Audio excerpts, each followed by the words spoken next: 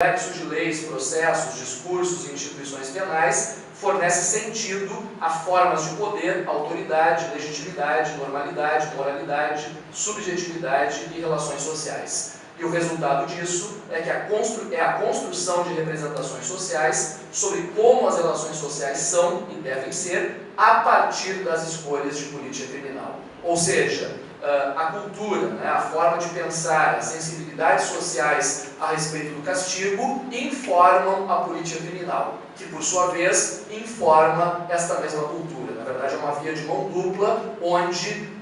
a sensibilidade social acaba moldando a política criminal e a política criminal por sua vez molda também essas sensibilidades sociais que de alguma forma vão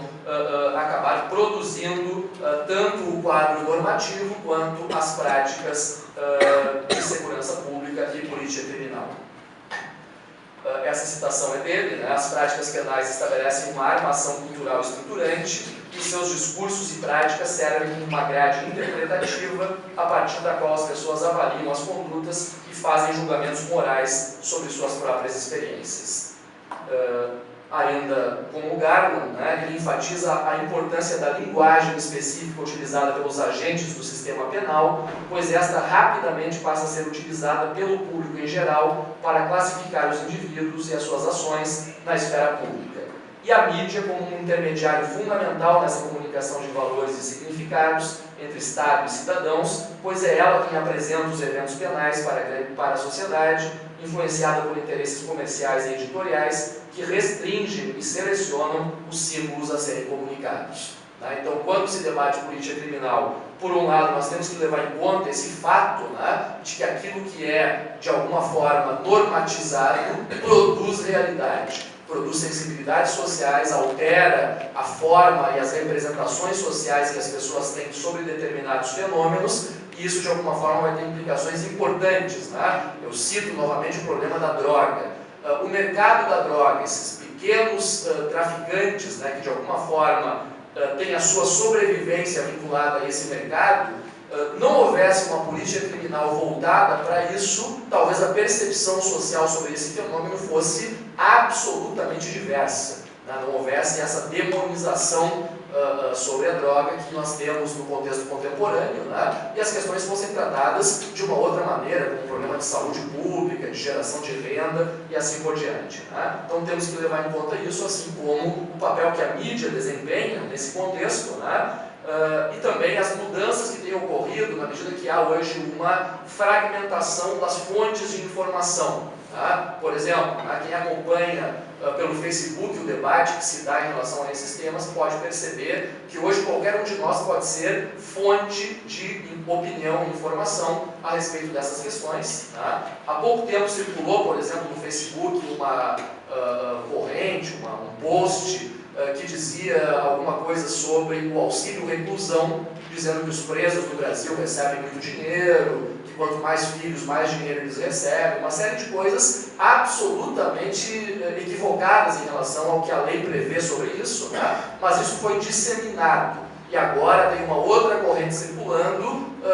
mostrando que aquelas informações estavam totalmente erradas. Então existe hoje um espaço de debate público bastante mais amplo, e bastante mais aberto a essa possibilidade de uma expressão das pessoas mesmo individualmente, e dentro dessas redes sociais. Meu tempo está acabando e eu quero concluir trazendo agora, depois dessa abordagem vinculada ao David Garland, a contribuição do professor Roberto Cante de Lima para esse debate, ou seja, para pensar a política criminal vinculada à cultura jurídica brasileira. Vamos pensar a nossa situação específica e como nós podemos entender determinados fenômenos a partir dessa contribuição. Essa contribuição vocês conhecem, e eu estou trazendo aqui apenas uma pequena parte dessa produção teórica do Cante de Lima, que é quando ele apresenta um modelo piramidal de sociedade e vincula esse modelo teórico àquilo que nós temos na sociedade brasileira. A sociedade, nesse modelo, seria formada por grupos diferentes que se complementam para formar o todo, com identidade pública, direitos e obrigações próprios, ou seja, há uma naturalização da diferença que é vinculada também à desigualdade social. Então, para entender a política criminal no Brasil e como ela, na prática, é implementada, nós temos que entender as hierarquias sociais e o que elas significam dentro de uma sociedade que tem essa estrutura piramidal e onde há uma naturalização das desigualdades sociais. Alguns conceitos importantes do trabalho do Kant são o conceito de espaço público enquanto um local controlado pela autoridade,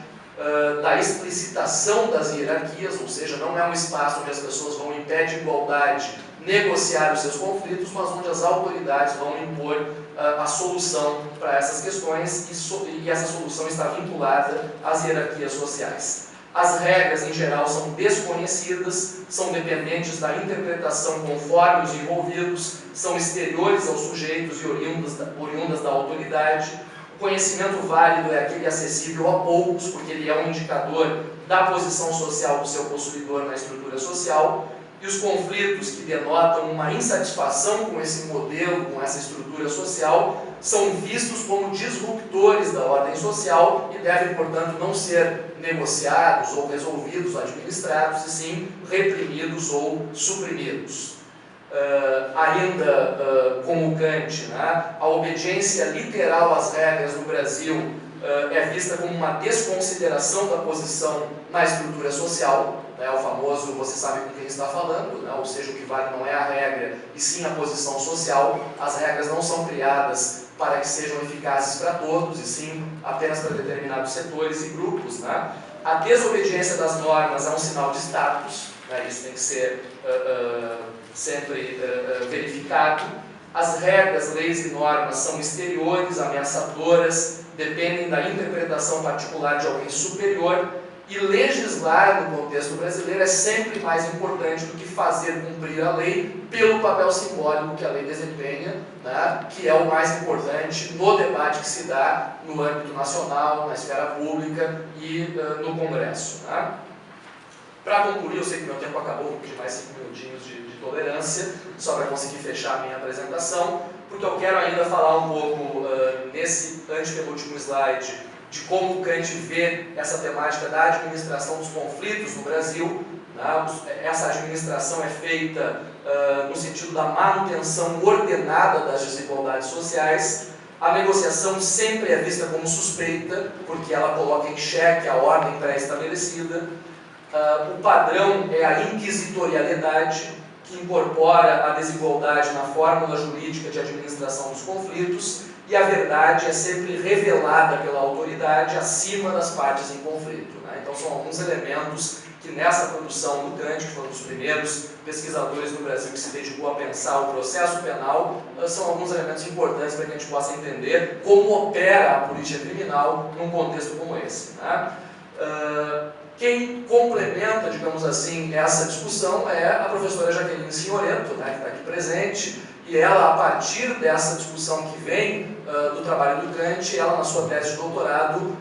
foi um pouco além, apresentando essas 4 lógicas ou intensidades do campo estatal de administração de conflitos no Brasil. Vocês conhecem isso melhor do que eu, são alunos dela, discutem com ela esses temas aqui na UFSCar, mas a importância desse trabalho da Jaque é justamente apresentar de uma forma mais delimitada como cada uma dessas intensidades funciona. Nós temos, no primeiro momento, os conflitos complexos, que envolvem pessoas de alto prestígio, onde há o respeito às formas e fórmulas legais. Talvez seja essa esfera falada aqui pelo professor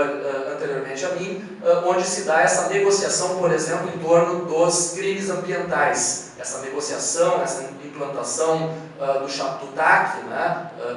desses termos de acordo